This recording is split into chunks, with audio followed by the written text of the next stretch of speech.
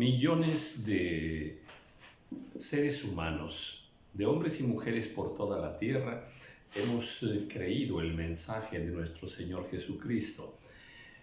Creemos que Él es el Hijo de Dios, que Él es el camino, que Él es la verdad y que en Él está la vida. Y que solo a través de Él los seres humanos podemos ir a la vida eterna. Hemos creído que Él es el Hijo de Dios, que Él es el Mesías, que Él es el enviado del Padre para la salvación de la humanidad. Y estamos por todas las naciones, estamos por toda la tierra. Hay muchas naciones, pero también creemos, conforme a la palabra de Dios, que Dios escogió una nación, el pueblo de Israel.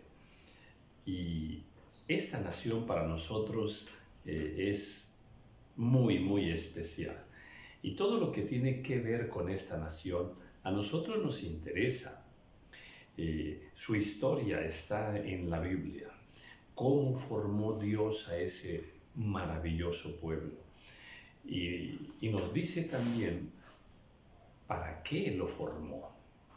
Y le dio leyes especiales, y le dio promesas especiales, y le trazó un destino en toda la palabra de Dios. Hay un destino ahí determinado.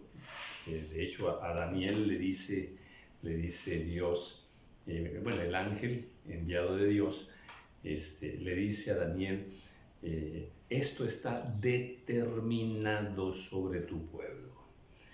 Entonces sí, hay un principio y un final establecido en la palabra de Dios para el pueblo de Israel. Nosotros, como hijos de Dios, tenemos que estar muy atentos a todo lo que tiene que ver, todo lo que suceda en el pueblo de Dios, porque es el reloj profético de los eventos que van a ocurrir en toda la tierra y sobre todo los eventos finales. En fin, entonces nos interesa mucho lo que suceda en la vida del pueblo de Israel.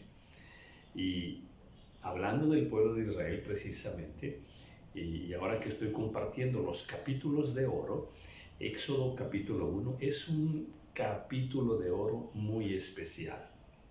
En lo personal, siempre me ha dado una inspiración bellísima, siempre me conmueve y me da grandes enseñanzas este hermosísimo capítulo.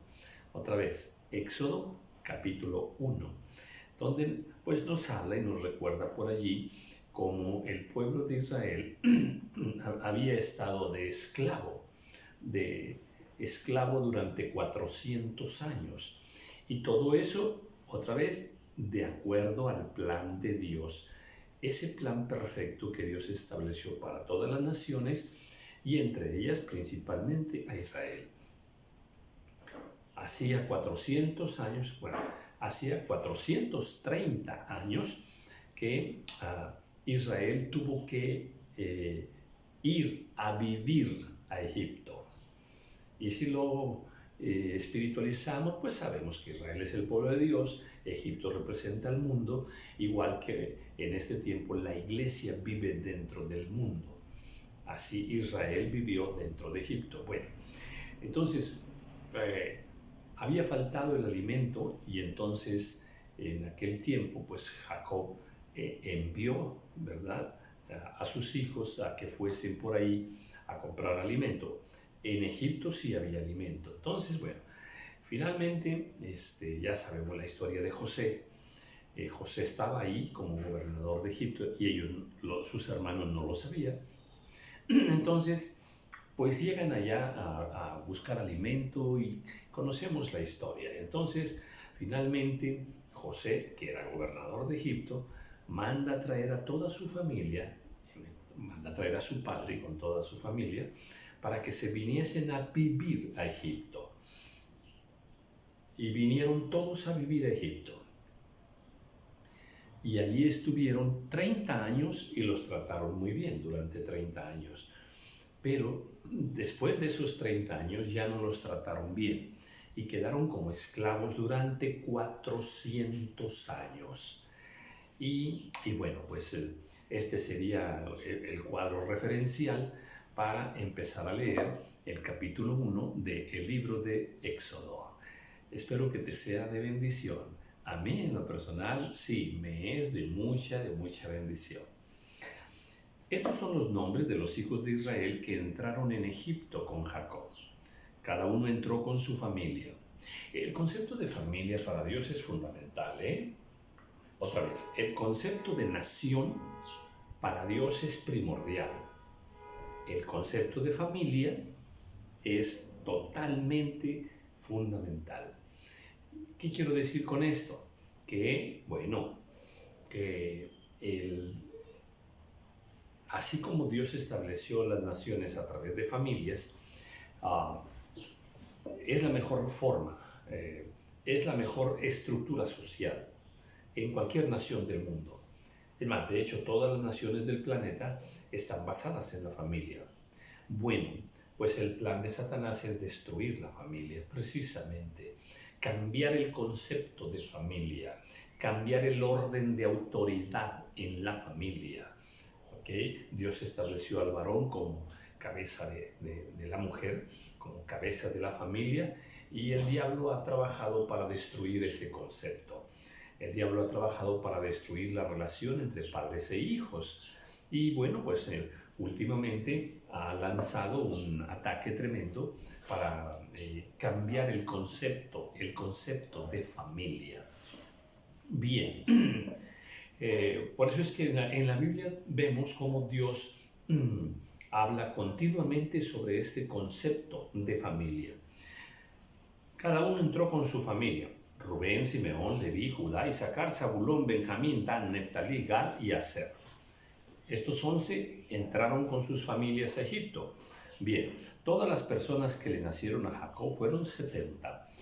Y José estaba en Egipto. Recuerden, José en Egipto era el gobernador. Y murió José. Así ya, pronto, ya murió José. Rápida la historia, en una sola frase ya nos dice mucho. Murió José. Y todos sus hermanos, José era el que los había llevado a Egipto, y todos sus hermanos y toda aquella generación, o sea, ya murieron todos, ¿ok? Dice, y los hijos de Israel, que estaban ahí viviendo en Egipto, fructificaron y se multiplicaron, y fueron aumentados y fortalecidos en extremo, y se llenó de ellos la tierra. Este es un concepto muy importante que los hijos de Dios de este tiempo lo ignoramos, y por ignorancia no captamos el maravilloso mensaje que está oculto aquí para nosotros.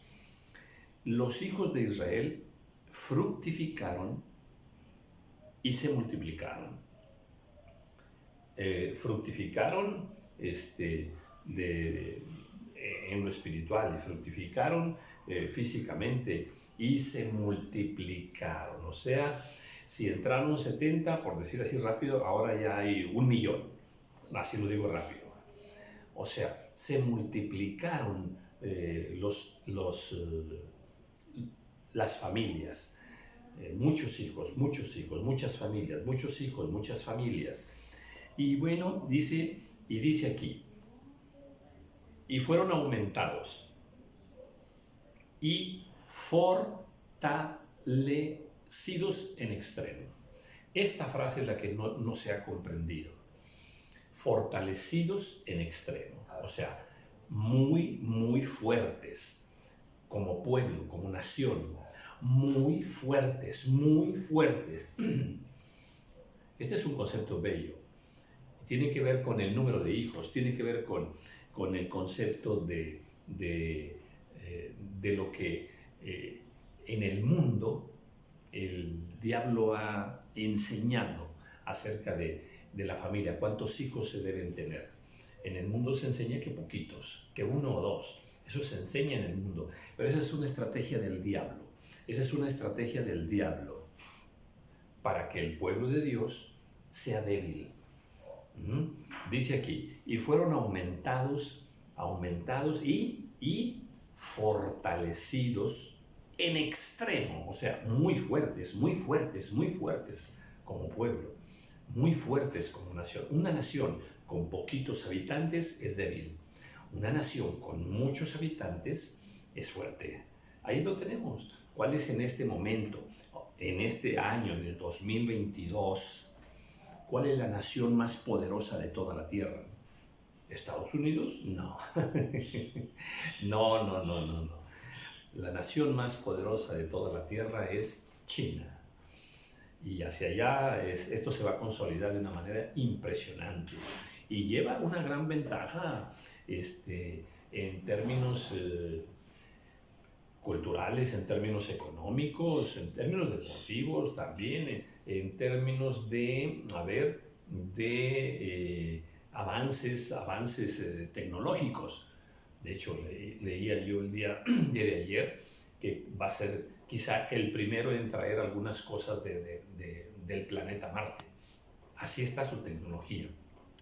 Ahora, bueno, aquí está entonces un gran secreto, ¿verdad? La voluntad de Dios es que las familias se multipliquen, tengan muchos hijos. Ese es un concepto rechazado ya aún por el pueblo de Dios. No han entendido y no le creen a Dios que si se multiplican van a ser más fuertes. Una familia numerosa es más fuerte que una familia con pocos miembros de familia. Este es un concepto bellísimo. Entonces, las naciones, de hecho, incluso si te pones a mirar el aspecto demográfico de los países más fuertes, definitivamente, ¿verdad? Tiene mucho que ver. No es absoluto, pero sí es bastante, podemos confirmarlo como una verdad bíblica que las naciones numerosas son muy poderosas. Tenemos a Rusia también, tenemos a Estados Unidos también, la India también se está consolidando tremendamente. Su crecimiento anual de la India está ahorita alrededor crece el 10% anual. Eso es tremendo, tremendo. En fin, bueno, pues aquí está una verdad. El que tenga oídos para oír, oiga. El que quiera tener una familia pequeña, adelante, pues es su decisión. Pero el concepto bíblico es que si se aumentan, hay más fruto, hay más fortaleza en una nación o en una familia. Bueno, pues los hijos de Israel estaban en Egipto, fueron aumentados y se fortalecieron mucho. Y dice, entre tanto, en ese tiempo, se levantó en Egipto un nuevo rey que no conocía a José y dijo a su pueblo, fíjense bien, cuando José era gobernador, él pues era la mano derecha del faraón, la mano derecha del rey. Y mandó traer a toda su familia, vénganse aquí, y yo los voy, es más, les dio la mejor tierra, la tierra de José. Y bueno, entonces, pero al morir José y morir la familia principal de José, pues quedaron los que se habían multiplicado en ese tiempo. Entonces, al morir José y entrar otro rey que no conoció a José, entonces las cosas cambian. Y dice, este rey le dice a su pueblo, he aquí, el pueblo de los hijos de Israel es mayor y más fuerte que nosotros. Otra confirmación. ¿Qué está diciendo el nuevo rey? Dice, a ver, el pueblo de Israel es mayor que nosotros. Y dice, y más fuerte que nosotros. Ahí está, precisamente, confirmado ahí en el ambiente social de ese tiempo.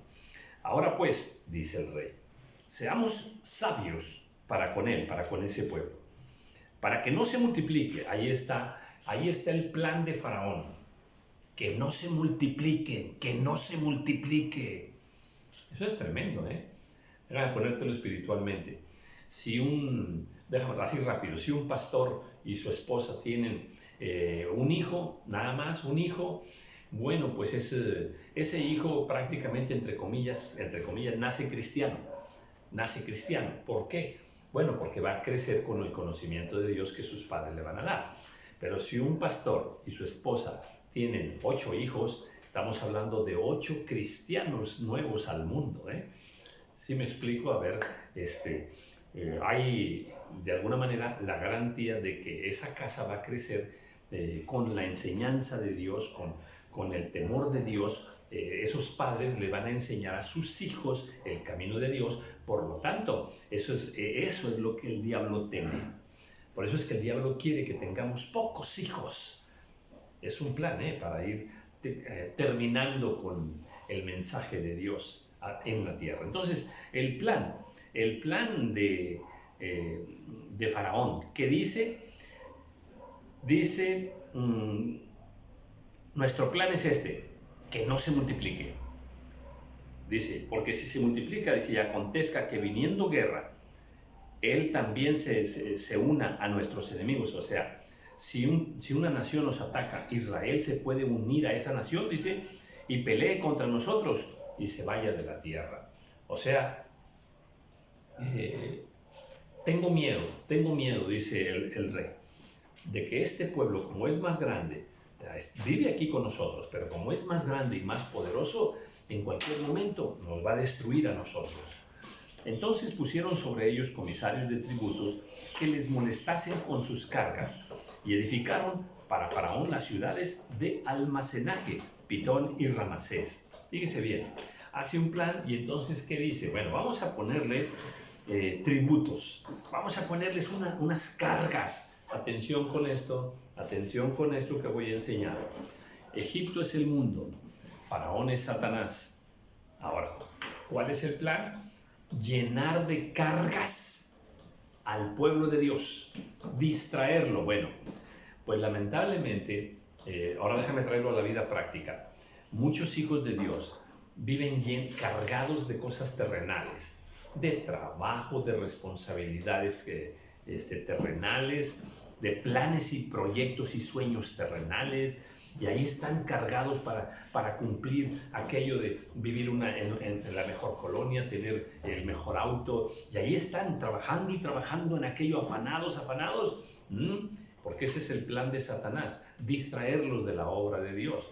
Los llena de cargas, les pone tributos encima. Y pudiera hacer una lista grande de actividades humanas que solo son una distracción del reino de las tinieblas para que los hijos de Dios no sirvan a Dios. Qué tremendo, ¿eh? Entonces, el plan de Satanás, llénalos de cargas, de preocupaciones, de ocupaciones. Y entonces dice el versículo 12, pero cuanto más los oprimían, otra vez, las personas que viven llenos de responsabilidades y de trabajos humanos, viven muy cargados y oprimidos. Plan de Satanás, oprimirlos. Dice, pero cuanto más los oprimían, tanto más se multiplicaban y crecían. Mira nada más qué belleza. Estos hijos de Dios, sí, los estaban oprimiendo tremendamente, ¿verdad? Pero ellos, aún con todo, más se multiplicaban, más crecían. Qué belleza, ¿eh? Déjame decirte que ese refugio de amor estaba en los matrimonios, ¿eh? O sea, oprimidos acá socialmente, pero llenos de amor allí en casa, de tal manera que producto de ese amor venían más hijos y más hijos y más hijos, ¿eh? Qué belleza, ¿eh? Esto es hermoso. De manera que los egipcios temían a los hijos de Israel. O sea, los egipcios le tienen miedo a los hijos de Dios. Y también eso ocurre socialmente en este tiempo, ¿eh? En este tiempo, por cuanto los hijos de Dios predican la verdad de Dios, predican la santidad, predican la no fornicación, bueno, de alguna manera también el mundo le tiene miedo a los hijos de Dios. Y los egipcios hicieron servir a los hijos de Israel con dureza. Los egipcios hicieron servir a los hijos de Israel con dureza. Sí, el mundo muchas veces va a usar de dureza contra los hijos de Dios. va a ser severo, va a castigar a los hijos de Dios. Y ya hablo humanamente hablando, y te repito que pudiera dar muchos ejemplos al respecto, pero no importa cómo Faraón nos vea, cómo el mundo nos vea, nosotros debemos ser fieles al proyecto de Dios, fieles a lo que Dios quiere para nuestras vidas. Y los egipcios hicieron servir a los hijos de Israel con dureza. A ver, el pueblo de Dios está para servir. Y no importa si en ese servicio hay dureza para contra nosotros. Y dice, y amargaron su vida con dura servidumbre. Fíjese nada más, aquí voy a dar una enseñanza interesante. Los egipcios hacen servir a los hijos de Dios con dureza. Y eso provoca amargura. Dice, y amargaron su vida con dura servidumbre. Atención con esto. Si eres patrón, si eres jefe, no seas duro. No apliques dureza para con aquellos que están bajo tu autoridad. No apliques dureza porque les amargas la vida. Esposo, no apliques dureza con tu esposa. No seas duro, áspero con tu esposa porque le amargas la vida. Padres de familia, no seamos duros con nuestros hijos. Pongámosles disciplina, amonestémoslos y corrijámoslos y estorbémoslos en todo aquello que no es bueno para sus vidas.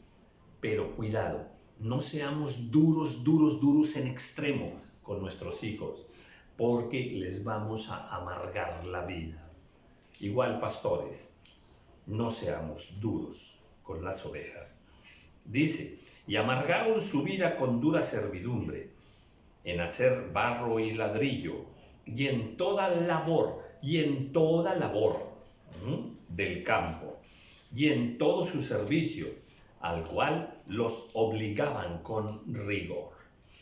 Eso de ejercer o exigir rigurosamente, con dureza, esa dureza a veces se manifiesta en palabras duras, pero también se llega a manifestar físicamente, con violencia, nos dice la Biblia. No seamos violentos en el ejercicio de nuestras actividades, todas las obras que realizamos. No seamos duros, no seamos violentos, ni duros de palabra, ni violentos físicamente con nadie. Y él dice, y habló el rey de Egipto a las parteras de las hebreas. Otro plan, y aquí está el plan. Dice, una de las cuales se llamaba Cifra y otra Fua, y les dijo, cuando asistáis a las hebreas en partos y veáis el sexo, si es hijo, varón, mátenlo. Y si es hija, entonces viva. Ahí está un plan perverso, ¿verdad? Ahora ya se habla hasta de asesinar a los varones de Dios. El plan de Satanás, atención. El plan de Satanás es matar al varón. Otra vez, espero que ya lo estés espiritualizando. El plan de Satanás es matar al varón. Porque si mata al jefe de la casa, toma control de toda la familia. ¿Entendimos eso? El plan de Faraón es matar al varón, que es cabeza de la familia. De hecho, el Señor Jesús confirma esto cuando dice que si un ladrón quiere hurtar una casa, primero ata al padre de familia y después puede entrar y saquear toda la casa. Entonces, varones, estamos en guerra. El diablo quiere atarte. El diablo quiere matarte espiritualmente para que no conozcas de Dios, para que no le sirvas a Dios y para poder tomar control de toda tu casa. Hay mucho que hablar al respecto, Dice, pero las parteras temieron a Dios. las parteras temieron a Dios. Esto me encanta. Esto me encanta porque estas mujeres hebreas, ¿verdad?, que eran las que al momento que las mujeres hebreas querían tener hijos, pues ellas eran las que auxiliaban en el parto. Ellas se mantuvieron consagradas para Dios. El faraón les está dando una orden: maten a los varones. Si es mujer, déjenla que viva. Luego, en algún video, voy a explicar por qué no quería matar a las mujeres. ¿Por qué a las mujeres no y a los varones sí? Más adelante. Dice: pero las parteras temieron a Dios y no hicieron como les mandó el rey. Esto es bellísimo. Aplica para hoy. En este tiempo, las naciones, hay un consenso mundial, hay un plan perverso de Satanás para poner leyes que van en contra de Dios, en contra de la familia, en contra de la moral, en contra de muchas cosas, Y dice aquí que las mujeres hebreas, las parteras hebreas, no le hicieron caso al rey, porque era una ley, era un mandato, era una orden injusta, era una orden de pecado. Nosotros en este tiempo no debemos obedecer ninguna ley que sea contraria a la voluntad de Dios. Dice: sino que preservaron la vida a los niños. Y el rey de Egipto hizo llamar a las parteras y les dijo: ¿por qué habéis hecho esto? ¿Que habéis preservado la vida de los niños? O sea, ¿por qué no los matan? Yo les dije que los mataran. ¿Por qué permiten que vivan? Y las parteras respondieron a Faraón: porque las mujeres hebreas no son como las egipcias, pues son robustas y dan a luz antes que la partera venga a ellas. Fíjense, aquí hay muchas enseñanzas hermosísimas. Una de ellas es: las mujeres hebreas, o sea, las mujeres del pueblo de Dios, dice, no son como las egipcias, como las mujeres del mundo. ¿Qué te parece, A ver, tiene que haber una gran diferencia, Las mujeres del pueblo de Dios, las hijas de Dios, no son iguales a las mujeres del mundo. No son iguales en su forma de pensar. No son iguales en su forma de vestir. No son iguales en su conducta. No son iguales en sus aspiraciones como mujer. Fíjate que el diablo ha mentido tremendamente y ha hecho pensar que la mujer perfecta y le ha dado por ahí ciertas cualidades, hasta que es muy liberal, por ejemplo, ¿verdad? Y eso es contrario a la voluntad de Dios. O sea, el diablo ha engañado con un patrón falso, mentiroso de cómo debe ser una mujer. Y en el mundo así son. Pero las hijas de Dios no deben aceptar ese modelo falso que el diablo les ha presentado, Entonces, las hijas de Dios son diferentes a las hijas del mundo. Y también aquí hay mucho que hablar, al respecto de ese comportamiento, de cómo usan el cabello, de cómo se visten, de más cosas, los propósitos de vida, por ejemplo, y más cosas. Bueno, dice, pues son robustas. Aquí hay otra enseñanza. Las mujeres de Dios son muy trabajadoras, son muy trabajadoras. Eso las hace mujeres robustas. De hecho, mire, mientras yo comparto aquí, mi esposa está ahorita trabajando aquí a 3 metros de donde yo estoy. Se levantó temprano, fue a orar y ahorita está trabajando en muchas cosas. Como son las mujeres virtuosas, que usan los dones que Dios les da para trabajar y esforzarse durante todo el día. Bueno, eso las hace mujeres robustas. Dice aquí, las hijas de Dios son robustas, o sea, son fuertes, físicamente fuertes, porque las hijas de Dios no son flojas, no son perezosas, son diferentes a las hijas del mundo. Dice, y dan a luz antes que la partera venga a ellas. Versículo 20. Y Dios hizo bien a las parteras y el pueblo se multiplicó y se fortaleció en gran manera. Fíjate nada más. Dios bendijo a aquellas mujeres que no obedecieron el mandato de matar niños, el mandato del rey.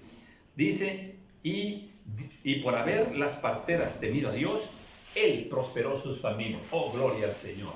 Gloria al Señor. ¿Quién había obedecido? La partera. ¿Y eso qué trajo de bendición? Que Dios la bendijo a ella y a todas sus familias.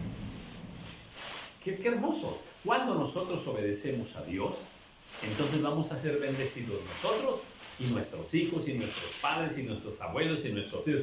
Nuestras familias son bendecidas. ¿Ves? El concepto de familia para Dios es muy integral. Bien.